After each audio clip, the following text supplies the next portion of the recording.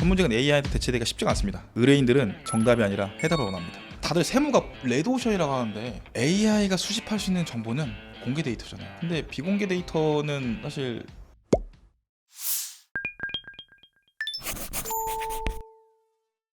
진짜 값비싼 정보는 종종 퇴근 후 사적인 자리에서 오가곤 하죠. 안녕하십니까. 전문가들의 사적인 대화를 엿드는 시간 더 라운지입니다. 제가 세무 전략을 설계할 때 가장 먼저 맞닥뜨리는 질문이 이 자산의 가치가 얼마인가요? 인데요. 이 질문에 가장 정밀한 숫자를 설계해 주시는 김강산 평가사님 모셨습니다.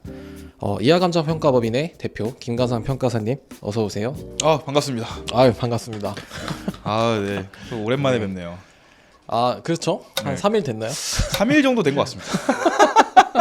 진짜 어려운 거를 해주셨는데 너무 감사하고 한번 간략한 소개랑 시청자분들한테 인사 한 번만 좀 부탁드릴게요. 네, 안녕하세요. 저는 이화감정평가법인 대표 김강산 평가사라고 합니다. 현재 그 성창원 세무사님이랑 같이 일도 많이 하고 있고요. 세금 평가 위주로 진행하고 있습니다. 그래서 오늘 세금이나 조금 재미있는 얘기들 아주 쉽게 간략하게 풀어서 같이 얘기하면 제일 재밌을 것 같아요. 네, 제가 아는 전문직 중에 가장 재밌으신 분이기 때문에 저는 사실 감정평가 직업에 대해서 잘 몰랐어요. 감정평가사가 합격자가 1년에 150명밖에 안 된다면서요?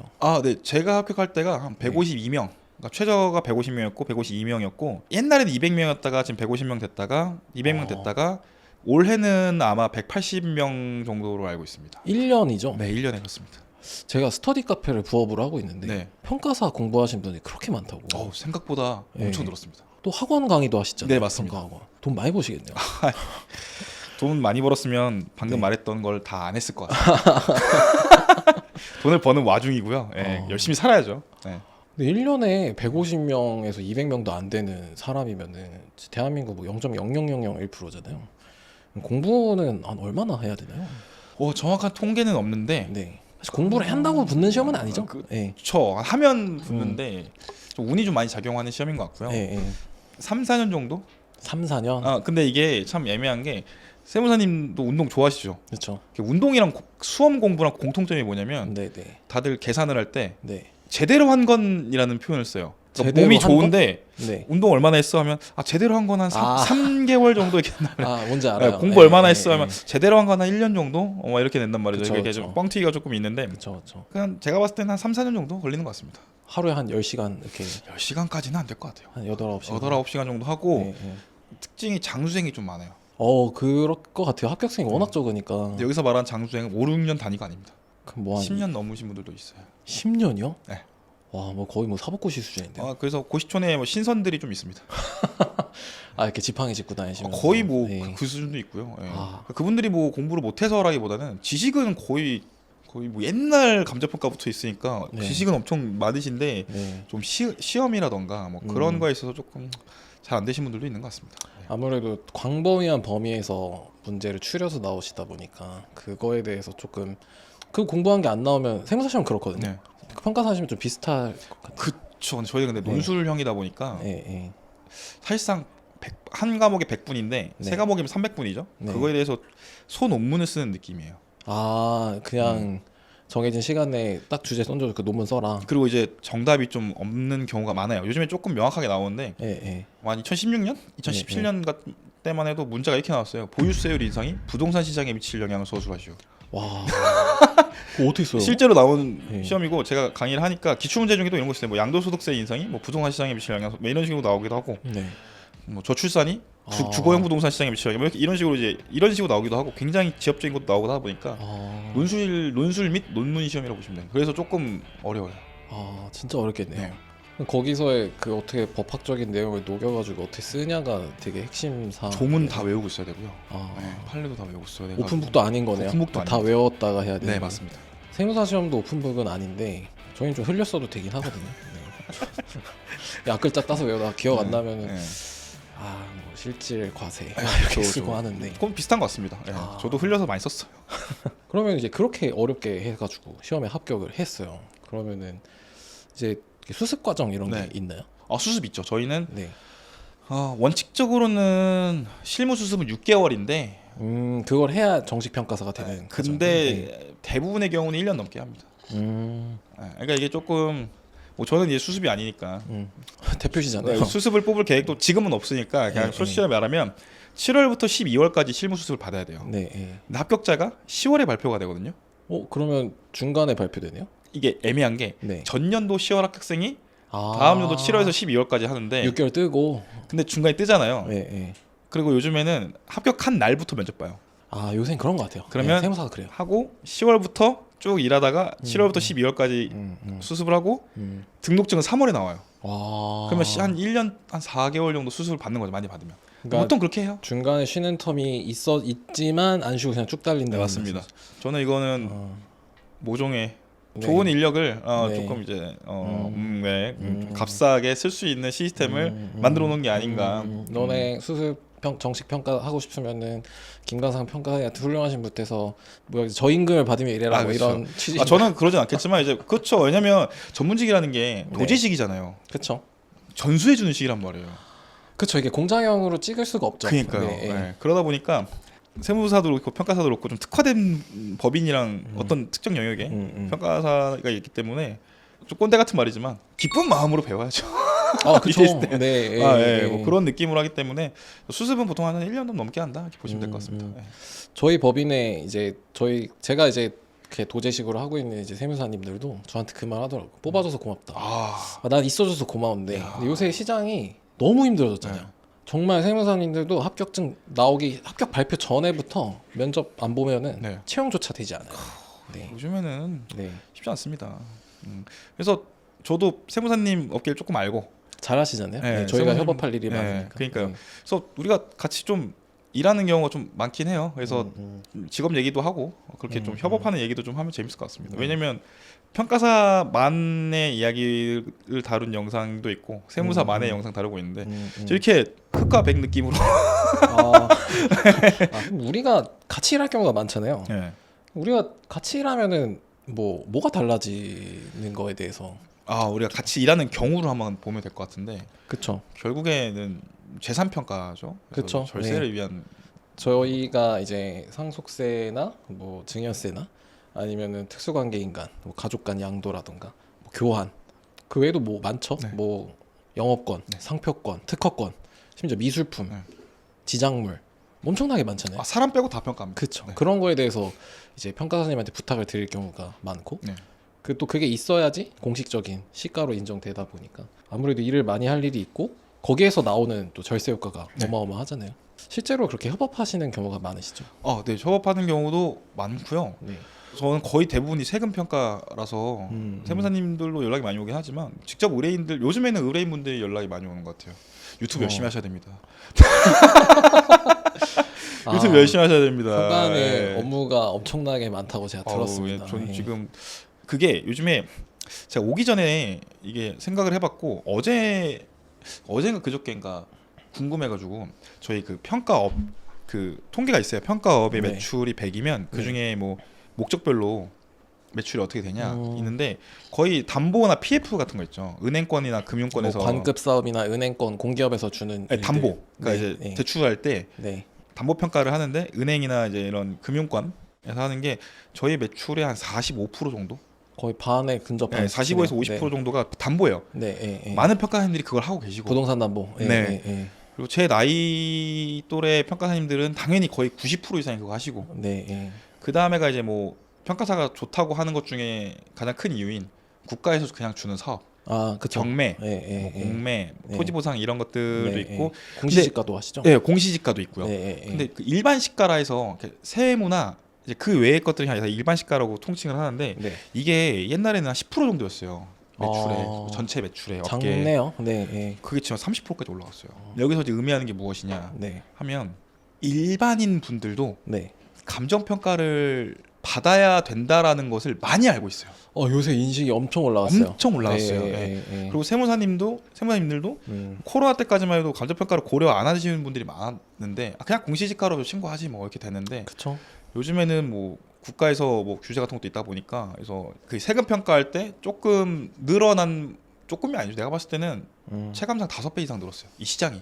맞아요. 예, 네. 예, 예. 그래서 요즘에는 세무사님들도 그렇고 일반인 분들도 그렇고 감정평가 의뢰가 생각보다 많이 들어오고 있습니다. 그래서 돈을 많이 버신다는 말씀 아닙니다. 알아듣고 있습니다. 다시 말씀드리지만 돈을 많이 벌었다면 저는 안 하고 있을 겁니다. 요번에 인스타 보니까 네. 세무사님 거 네. 매출 얼마 버는 세무사의 하루 이렇게 보셨는데 저희 법인 매출보다 훨씬 높은 매출 갖고 계시던데요. 뭐 저희가 지금 한 40억 좀 넘은 것 같아요. 예, 40억이요? 네. 예. 다시 태어나면 성창원으로 태어나고 싶네. 다 제 매출도 난 아니고 언제 40억 벌어보나. 나가는 돈이 너무 많습니다. 그렇죠. 원래 사장님들이 다 그래요. 남는 거 없다. 네. 힘들다. 넌 이거 하지 말아라. 다음 유튜브 주제는 나는 왜 돈을 많이 버는 것 같은데 돈이 없는가로 지금 찍어보려고 합니다. 권위자가 될 수 있습니다. 저는 어떤 느낌인지 알아요. 네. 그럼 세금 많이 나오니까 세무사님한테 상담 받아야 되는 거 아니에요? 제가 세금을 많이 내는데 제가 많이 받아야 되는 거 아니에요? 이제 잠깐 다음 질문으로 넘어가서 약간 저희가 이 업계에서 일을 한 지가 좀 됐잖아요, 사실. 그리고 이제 약간 이렇게 전면에 나서기로 좀 결정을 했고 평가사님이 훨씬 더 저보다 앞선 이제 스타 인플루언서 평가사로서의 약간 지위를 누리고 계시지만 네. 많은 전문직들을 봐요. 저희가 같이 협업하는 구조에서도 뭐 몇백 명의 뭐 강의도 하시고 하니까 네, 전문직 대상으로만 이 바닥에서 오래 가는 사람의 조건은 좀 뭐가 있을까요? 좀 비슷할 것 같은데 어떻게 뭐 생각하는 게. 오피셜하게 해요? 아니면 이렇게 편집되니까 그냥 사실대로 날것으로 한번 그래요? 갈까요? 날것으로 네. 오래 가는 사람들은 특징이 네. 불법적인 건 안 하죠. 아, 맞습니다. 큰 틀에서. 예. 그러니까 우리가 그 그레이 존이 있잖아요. 합법과 불법의 그 중간에 그레이 존이 확실히 있단 말이죠. 세법적 용어로 사회통념상. 사회통 네, 사회통념상 인정되는 범위. 이게 이제 모르겠어요. 시각이 어떻게 보면 의뢰인의 뭐 이익이라고 볼 수도 있고 살짝 나쁘게 말하면 업자 느낌으로 그렇죠. 가는 것도 있고 예. 아싸리 브로커 느낌으로 가는 사람들도 있는데 모르겠습니다. 이게 당장은 돈이 잘 벌려요. 물론 뭐 40억까지는 벌리지는 않는데 그렇지 않는데 이제 네. 그래도 꽤 잘 되거든요. 네. 그런 식으로 그레이존으로 가면 근데 네. 사필 규정이라고 해야 되나 결국에는 네, 장기에는 네. 그렇게 가는 것 같아요. 그래서 오래 가시는 분들 같은 경우가 무리 안 하고 당장의 이익을 쫓지 않고 뭐 그리고 본인만의 기준이 좀 있는 것 같아요. 딱 명확한 신념이라든가 딱 기준. 그러니까 제가 봤을 땐 저게 아닌데 네. 아무튼 그 사람은 그걸로 쭉 가는 거예요. 난 A라고 생각하는데 난 B로 할 거야 해서 B로 그냥 쭉 가시는 분들. 되게 중요한 합법적인 테두리 안에서 네, 맞습니다. 그런 분들이 꽤 오래 가는 것 같아요. 왜냐하면 네. 불법적이거나 그레이존을 한다는 게 결국엔 그 부분이 공백인 이유가 있거든요. 네. 안 하는 사람들이 안 하는 이유가 있는데 네. 그거를 좀 이제 어떻게 보면 잘 컨트롤하시는 네. 그런 느낌. 세무사도 똑같은 것 같아요. 그러니까 세무서의 이제 공소시효라고 할까요? 세금에 그건 5년 제척 기간이라고 하잖아요. 지금 신고해서 2년, 3년 안 걸리는 경우도 많아요. 근데 아시잖아요. 보통 5년 지나기 4년 11개월에 전화가 딱 와요. 그럼 갑자기 뭔가 중부지방 국세청입니다. 뭐 영등포 세무서 이거 하면 가슴이 철렁하죠. 철렁하죠. 그러면 그 타격이 고객한테 전부 가는데 그 고객은 4년 11개월 전에 했던 걸 기억도 못하죠. 그럼요. 예. 심지어 그 신고한 세무사도 기억을 못해. 그만큼 부메랑처럼 돌아오는 리스크의 폭탄은 뒤에 발생하기 때문에 좀 이렇게 안전하게 그러니까 고객의 이득을 생각하는 사람이죠. 그렇죠. 이게 리스크 관리가 진짜 중요합니다. 근데 이거는 사실 어느 업역이든 간에 세무사든 평가사든 간에 뭐랄까요 전 세계에 공통되는 그런 느낌. 맞아요. 그렇습니다.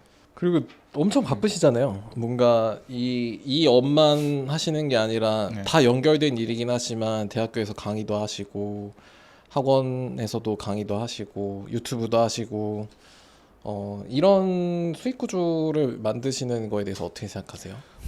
되게 재밌는 질문인데 저는 그 돈 싫어한다는 사람은 다 안 믿는데 믿진 안 믿지 모르겠지만 저는 이게 돈 때문에 하는 건 아니에요. 왜냐면 약간 유튜브 얘기했지만 유튜브로 아직 저한테 구체적으로 수익 상출되는 건 없거든요. 조회수 수익은 뭐 아시잖아요. 조회수 수익은 이따 휴니시에 보여드릴게요. 몇 달러 들어오나? 그리고 이제 돈만 쫓으면 이렇게 할 수가 없어요. 왜냐면 맞아요. 돈이 지금 안 돼요. 강의도 제 거마비 수준도 요즘에 안 나오고 대학원도 돈을 내고 다니잖아요. 장학금이 뭐야? 등록금 꽤 비싸요. 학기당 한 700~800 나가요. 학기당 1년에 거의 한 돈 2천 나가는 거죠. 거기다가 이제 각종 행사나 그런 거 하면 돈을 내고 다니는 구조이고 그렇죠. 이거 끝나고 또 강의를 들으러 가요. 또 제가 네. 다른 거 거기도 네. 돈 내고 다니는 거고 네.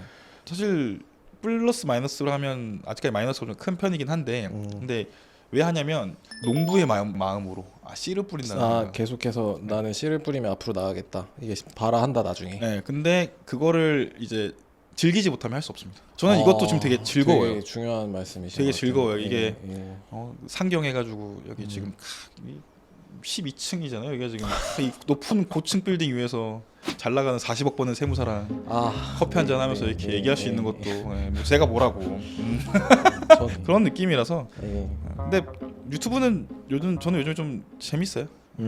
평소에 되게 즐기시는 것 같아요. 그러니까 저희 일이 워낙 바쁘다 보니까 사실 뭐 평가 전에 저한테 하신 말씀 있잖아요. 잠은 죽어서 잔다. 잠죽잔. 예, 잠죽잔. 사실 근데 전문직들 중에 잘 나가시는 분들은 삶이 거의 없죠. 그렇죠. 예, 삶이 거의 없죠.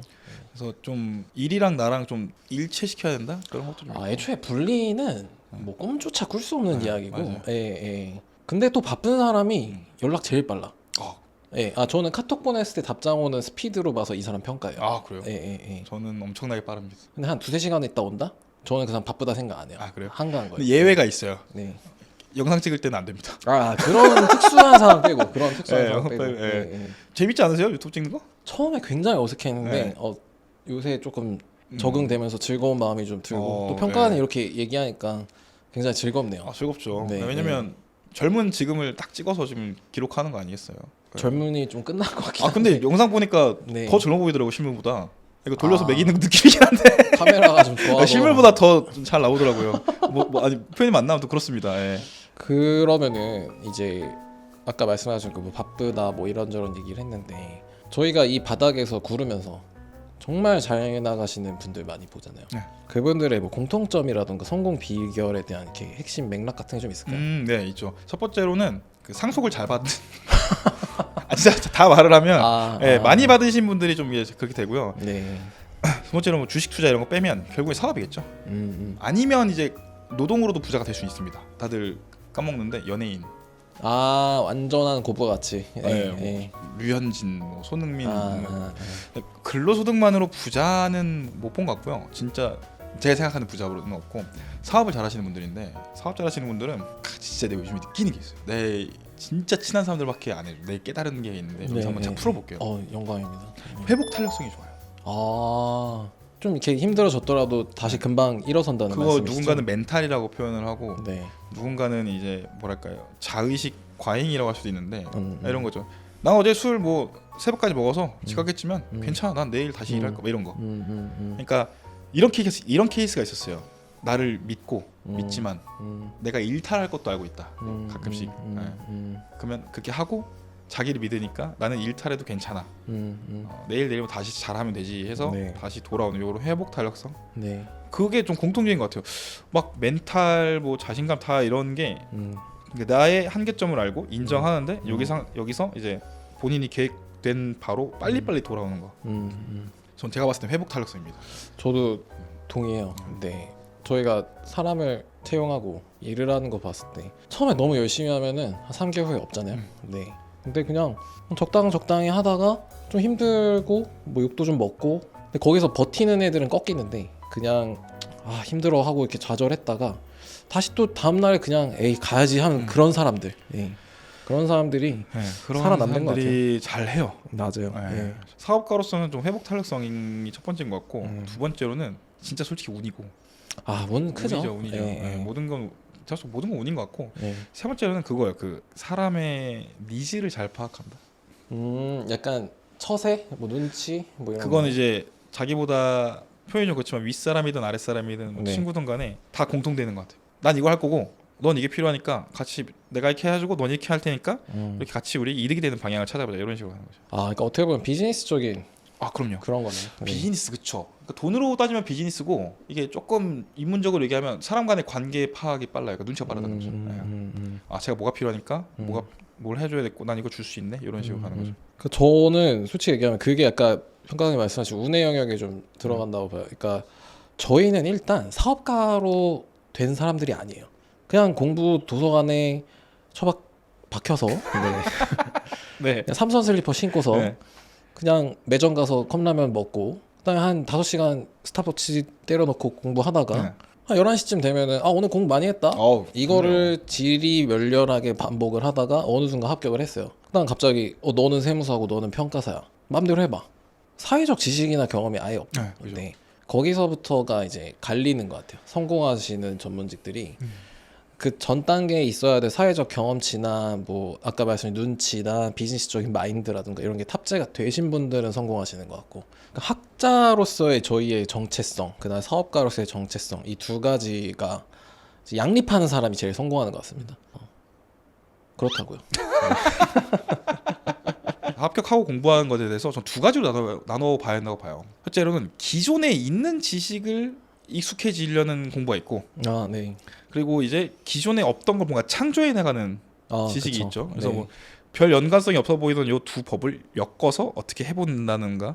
전자는 이거는 제가 봤을 때 수험생 때 끝내야 돼요.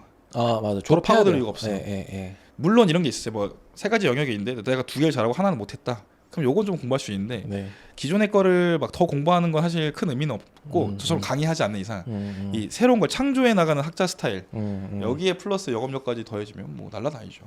몇 명 떠오르는 저도 사람들이 지금 몇 명 지나가네요. 떠올렸어요. 안경 예. 쓰신 분이랑 이제 AI 시대잖아요. 네. 우리 직업 평가사나 뭐 세무사나 뭐 소위 말하는 뭐 8대 전문직이라고 하나요? 뭐 변호사, 네. 뭐 노무사, 뭐 이런 전문직들이 살아남을 수 있을까요?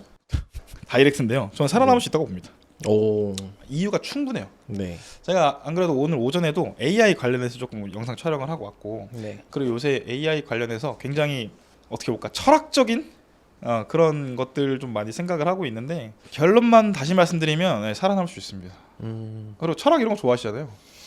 그쵸. 제가 별명이 공자님이잖아요. 아, 그래요? 네. 처음 듣는 별명인데요. 제가 약간 유교 주자. 아, 그 주자. 예. 아무튼 살아남는 근거는 뭐 별건 없고요. 그러니까 많은 분들이 AI가 모든 걸 해결할 수 있는 뭔가 하느님 또는 뭐 엄청난 기계라고 생각을 하는데 네. 그게 우리가 하는 업무 중에 일부예요. 감정 평가를 예로 들어볼게요. 감정 평가라는 거는 부동산을 보고 가격을 매기는 일이잖아요. 그렇죠. 그렇게 알고 있는데 실제로 감정 평가를 딱 하면 탁감을 받고 네. 뭐 의뢰를 받고 현장을 갔다가 감정서를 작성하고 이제 발송하는 것까지 총 하면 네. 그거거든요. 네. 감정 평가라는 거는 가격을 매기는 일이 맞는데 네. 감정 평가 업은 얘기가 달라요. 그래서 AI가 엄청난 가격을 냈어요. 네. 누가 떠올 건데 일을? 그쵸. 거기서부터 시작돼요. 상담은 어떻게 할 건데? 네. 그러니까 면대면이나 또는 뭐 비대면이라 하더라도 네. 결국 사람을 상대하는 일이기 때문에 그 본질은 이거예요. AI가 감정 평가를 대체할 수는 있겠지만 네. 업을 대체할까? 이거를 우리가 대체가 될 것인가? 왜냐면 세무도 사실 사람들이 많이 생각하는 게 그거예요. 세무 네. 그냥 엑셀로 긁으면 되는 거 아니야? 네. 회계도 그냥 엑셀로 긁으면 되는 거 아니야? 뭐 할 게 뭐 있어? 근데 초기에 AI한테 저항이랄까? 초기에 AI에 뭔가 비판을 했던 사람들은 아니다. 이 전문 영역은 판단이 들어가는 영역이다. 예를 들어서 우리가 이거를 커피를 네. 우리가 뭐 4,500원 썼을 때 네. 이걸 4,500원 비용이 나갈 수 있다 생각하지만 네. 저는 이 영상을 잘 찍기 위해서 4,500원짜리 투자를 했다고 생각할 수도 있거든요. 그쵸. 자산으로. 네. 그럼 이거 어떻게 판단할 것이냐. 아. 우리 영상이 망하면 비용이 되겠지만 아. 터지면 자산이 되겠지. 이게 뭐 이런 투자 판단. 자산이냐 뭐 매몰 비용에 그럼요. 따라서 평가 방식이 근데 달라진다. 이것조차도 이렇게 말씀이신 생각할 수가 있는데 네. 우리가 갖고 있는 모든 자산들을 이거 비용으로 볼 거냐 자산으로 볼 거냐 뭐 그런 판단 같은 게 남아 있다는 거죠. 근데 네. 그것조차도 AI가 판단할 수 있다. 음. 그럼 그 다음에는 상담은 어떻게 할 것이냐. 음. 예, 이런 인적 네트워킹이라던가 이런 것들에 대해서 대처가 가능한 것이냐 이런 문제가 있죠. 종합적으로 보신 거였네요. 그러니까 예. 전화는 누가 받고 이거에 대해서 가치 평가 어떻게 할 거고 그 판단의 방식을 이렇게 하면 좋고 이렇게 하면 나쁜데 이걸 어떻게 선택할 거냐에 대한 맞습니다. 다양한 것들이 이제 AI가 전부 다 하는 거는 그럼 매트릭스 시대나 가능하겠네요. 그럼요. 그래서 네. 수학적인 걸 물어봤잖아요. 네. 그러니까 감정평가 업은 이래서 대체가 안 되고 그럼 감정평가는 대체가 되느냐? 이것도 안 됩니다. 여러 문제가 있어요. 예외는 있어요. 아파트는 좀 가능해요. 약간 많은 사례들이 있습니다. 맞습니다. 네네. 이게 감정평가라는 게 처음에 나타나고 1989년도에 이제 지가공시에 관한 법률이 나오면서 왜 생겼냐면 이런 그래 오늘 잘했다 너 계속 나와라 이런 동사는 수요 공급이 있어요. 네. 이거 브랜드 딱 가리고 대충 얼마 같아요 물어보면 한 3천에서 5천 사이? 뭐 한 6천이라 하면 좀 비싼데 샀네 느낌 오잖아요. 그리고 120만 원입니다 하면 일 이상하잖아요. 네. 네. 근데 문제는 부동산은 가격을 한 번에 알 수가 없어. 시장이 존재하지 않기 때문에. 네. 그러니까 부동산 시장이라는 게 있다던데 생각할 수 있겠지만 지역 시장은 있죠. 역삼동에 쳤을 때 역삼동 1-1번지에 대한 시장은 없어요. 네. 공급자가 하나고 예, 수요도 예, 적고 하니까. 근데 예, 예. 역삼동의 시장은 있는 거죠. 더 쉽게 말하면 신림동 1-1번지에 있는 원룸의 시세는 모르지만 네. 신림동 원룸 시세는 있다는 거죠. 아, 60에서 80만 원 내외 예, 이런 예, 식으로. 예, 그렇겠네요. 네. 그래서 지역 시장으로 가는데 네. 근데 그래서 개별성이 크기 때문에 한 번에 알 수는 없고 지역부터 봐야 되는데 근데 아파트는 그래도 좀 표준화가 된 그쵸. 뭐죠? 뭐 59, 네. 뭐 74, 뭐 네, 뭐 이렇게. 여기 앞에 있는 네. 단지 그냥 우리 스마트폰으로 땅땅땅 하면 나오잖아요 요즘에. 그쵸. 뭐 KB 시세 네. 바로 나오고. 그런 거는 어느 정도 가능한데 음. 그건 거 외에는 되게 어렵습니다. 음. 그리고 또 이런 저도 철학 되게 좋아하거든요. 네. 이런 철학적 질문이 있어요. AI가 거의 신의 영역에 도달했어요. 네. 그래서 어마어마한 추론을 통해서 네. 뭐 이 건물을 20억에 평가를 했다 쳐요. 네. 그래서 AI가 봤을 때 워렌 버핏의 스승님이 와도 이건 20억이야. 근데 문제가 있어요. 워렌 버핏. 문제가 있어. 뭐가 문제냐면 AI가 이걸 20억으로 평가했다고 해도 성창원 세무사가 네. 이거 25억에 산다. 네. 그러면 AI가 아. 잘못된 거예요. 성창원 세무사가 잘못된 거예요. 아 그러네요. 가격이라는 건 네. 결국 당사자가 당사자끼리 결정하는 건데 AI가 평가했다고 네. 그거로 거래하진 않잖아요. 그거 보고 성창원 세무사가 잘못된 가격이다 할 수가 있냐는 거죠. 이게 뭐랑 비교되냐면 네. 주식시장에서 자동 매매 프로그램 있잖아요. 네. 자동 매매 프로그램이 아무리 뛰어나도 음. 주식을 예측할 수 없는 거랑 똑같아요. 음. 즉 합리적인 추론을 한 AI가 있지만 그걸 쓰는 인간이 비합리적인 거지. 약간 경제학적 논리랑 똑같네요. 과거에 이제 보이지 않는 손 이론 때 이게 다 뒤집어졌잖아요. 네. 결국 사람이 거기선 합리적 경제인이라고 가정하고 그걸 다 짰는데 네, 맞아요. 인간이 합리적이지가 않으니까. 그럼요. 예, 요새 감성 경제학이 주류잖아요. 그럼 감성이랑 행동이랑 뭐 비이성적이죠. 뭐 네, 예. 사실 오늘 넥타이 색깔도 과연 최선일까요? 우리가 오늘 입은 이 옷들이 다 합리적으로 입은 옷일까요? 모르지. 저 어제 머리 잘랐잖아요. 과연 이렇게 자른 게 과연 합리적일까? 합리적으로 머리 잘랐나? 네. 그렇죠. 그러니까 이거를 다 따지다 보면 결국에 가장 합리적으로 한 AI가 예간 가격이 결국에 인간의 감성과 이런 직관을 통해서 평가한 감정평가사의 가격을 대체하기는 쉽지 않다. 제 생각도 똑같습니다. 네. AI가 전반적으로 대체하기는 쉽지 않아요. 뭐 그런 생각은 안 해보셨나요? 네가 먼저 날아갈까, 내가 먼저 날아갈까? 어디 남들이 네. 평가사님한테 전문직 다 날아간다는데 네. 그러면은 네가 먼저 없어질 것 같은데. 정확히 제가 친구들한테 한 말입니다. 야, 평가사가 어렵다는데 네. 어때? 그러면 내가 어렵 정도면 그리고 마지막으로 AI 관련해서 이거 하나 말씀드리고 싶어요. 네, 사장님들, 사업가들 재산가 많이 만나잖아요. 그렇죠. 제가 사석에서 한번 말하는 게 있을 텐데 네, 전문직은 AI한테 대체되기가 쉽지가 않습니다. 이유가 있어요. 또 진짜 마지막 이유. 네, 의뢰인들은 정답이 아니라 해답을 원합니다. 정답은 아. 대부분 알고 있어요. 네, 맞아요. 네. 그거예요. 그 네. 살 빼려면 어떻게 해야 돼요? 정답 네. 알고 있지만 네. 해답이 중요한 거지. 마운자로 네. 위고비 맞춰셔라 이렇게 맞아요. 가는 거죠. 그러니까 이제 전문가적으로 뭔가 어떤 해답을 내리기에는 AI가 정답을 제시해주는 AI를 과연 쓸까요? 저희가 만나는 분들은 평가에서 뭐 조단위 평가도 하시고 뭐 이러잖아요. 그분들은 저희한테 과정에 대해서 궁금해하지 않아요. 네. 그래서 어떻게? 네, 그래서 얼마 내야 돼? 내가 너한테 돈 이거 줬잖아. 네. 결론이 뭐야? 네. 내가 너랑 그걸 같이 고민할 건 내가 너한테 돈을 맞습니다. 내줘. 네. 안 그래도 바빠죽겠는데. 예. 이거를 AI한테 물어보고 이러진 않죠. 보통은. 예, 그렇죠. 예. 뭐 요즘에 잘 나와 있잖아요. 딱 쳤을 때 5천만 원 내셔야 됩니다. 띠리릭 5천만 원 내셔야 됩니다. 하면 네 알겠습니다. 5천만 원 낼까요? 어떡하지? 예, 예. 어떡하지? 이런 거 있잖아요. 그러니까 이런 걸 제시해 주는 거죠, 뭐. 맞습니다. 그리고 거기서 어느 정도 감정적 터치나 이런 것도 있고 그 사회 통념사이라든가 네, 그렇죠. 자의적 평가 같은 것도 변동성이 들어가니까. 네. 그리고 조금만 더 말씀드리면 세무는 다들 세무가 레드오션이라고 하는데 엄청 블루오션이에요. 예. 저는 블루오션이라고 보는 게 AI가 수집할 수 있는 정보는 공개 데이터잖아요. 근데 비공개 데이터는 사실 소송에 있어서 변호사님들이 갖고 있는 그런 그거나 세무사님 갖고 있는 재산 내역 같은 것들 이런 건 사실 공개가 안 되기 때문에 그렇죠. 실무적으로 뭐 예를 들어서 이 당시 세무조사는 이런 관점에서 보고 그 다음에 뭐 그런 거 있잖아요. 뭐 평가심의위원회 열릴 때 얼마까지는 보지 않고 그렇죠. 뭐 이런 누적된 공시되지 않는 정보 같은 내부 정보. 경우에 네. 내부 정보는 알 수가 없죠. 그러니까 정확하게 보신 것 같습니다. 네, 그래서 더 블루오션 같습니다. 좀 다시 태어나면 세무사 하고 싶어요. 그래 저희 바꿀까요? 다시 태어나. 네. 저는 여의도 평가하고 싶어요. 여의도요? 네, 여의도 전체 평가하면 수수료 얼마 받나요? 여의도 전체 평가하면 그래도 40억 안 나올걸요? 여의도 단가가 좀 많이 떨어졌나 40억에 봐요. 꽂혀가지고 미안합니다. 네. 그러면은 이제 저희가 좀 편하다 보니까 아무래도 되게 여러 가지 얘기를 했는데 마지막으로 조금 정리를 하면은 평가사님에 대한 직업 소개와 그 다음에 우리가 같이 일을 하면 어떻게 되는지 이 바닥에서 오래가는 사람들 그리고 AI 시대에 우리 이런 얘기들을 했거든요. 그럼 이걸 관통하는 좀 무언가 전달하고 싶은 최종 메시지 같은 게 있을까요? 너무 거창한 질문이긴 한데 그냥 뭐 자유롭게 나 인간 김강산의 인생 철학 네. 그러니까 재작년까지의 저의 인생 철학은 아까 말씀해 주셨어요. 잠은 죽어서 한다. 근데 어제도 제 유튜브 찍었거든요. 어제 유튜브 찍은 거에 한 줄 평을 그대로 하겠습니다. 세무사님이 있으니까 요 한 줄 편 해주고 싶네. 네. 갖고 있으면 고통이고요. 나누면 기쁨이 됩니다. 자산은 설계를 잘 하셔야 됩니다. 아, 관통하지 않나요? 오늘 예. 무슨 말씀이신지 알 갖고 것 있으면 같습니다. 힘드니까요. 잘 네. 나누는 게 중요한데 그럴 네. 때 세무사랑 평가사한테 의뢰해 주시고 또는 상담을 요청해 주시면 소유의 고통에서 조금 덜어 드릴 수 있습니다. 뭐 소유계통에서 덜고 좀 편한 소유로 가게 그럼요, 도와준다는 그럼요. 네. 말씀이신 거죠. 네. 저도 그렇게 생각을 합니다. 그러니까 저도 그런 최종 메시지를 얘기를 하면은 정말 열심히 해야 되는 것 같아요. 네. 그러니까 아까 말씀하신 것처럼 되게 와닿았던 거는 정도에서 벗어나지 않는 선에서 열심히. 그 열심히 하다가 내가 열심히 한다는 자만심에 빠지지 않고 꺾이더라도 다음날 아씨 가야지. 회복 이런 탄력성. 네 회복 탄력성.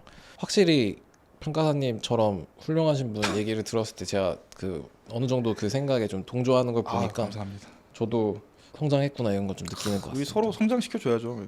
성장원 어때요? 유튜브 이름 성장원. 성장원 말고 성장원 네. 어때요? 성장원. 잘 들었고요. 네, 네. 알겠습니다. 앞으로 이런 전문가분들과 같이 그쪽 세계에 대해서 얘기를 하고 시청자분들한테 좀 경제적으로나 아니면은 자산을 지키는 구조나 이런 거에 대해서 좀 도움을 드릴 수 있는 얘기를 많이 하려고 하는데 앞으로 많은 시청 부탁드립니다. 많은 네. 시청 부탁드리고요. 좋아요, 구독 눌러주시면 제가 다음번에 또 나올게요. 너무 재밌네요. 너무 오늘. 네. 감사하죠. 이렇게 엄청 지금도 엄청 바쁘신데 시간 진짜 아유, 쪼개서 성장원님이 오셨는데. 부르시면 와야죠. 성장원님. 다음번에 또 불러주시면 뭐 이야기 못하리 한 움큼 아 요청하시면 너무- 세 움큼 정도는 갖고 올 테니까요. 불러주셔서 저를 많이 미디어에 노출시켜 주세요. 그래주시면 저도 너무 감사하죠. 다음에 저희가 좀 전문적인 이야기로 다시 좀 시청자분들에게 도움을 줄 수 있는 자리를 한번 만들어 보겠습니다. 감사합니다. 네, 불러서 감사합니다. 다음에 또 뵐게요. 네.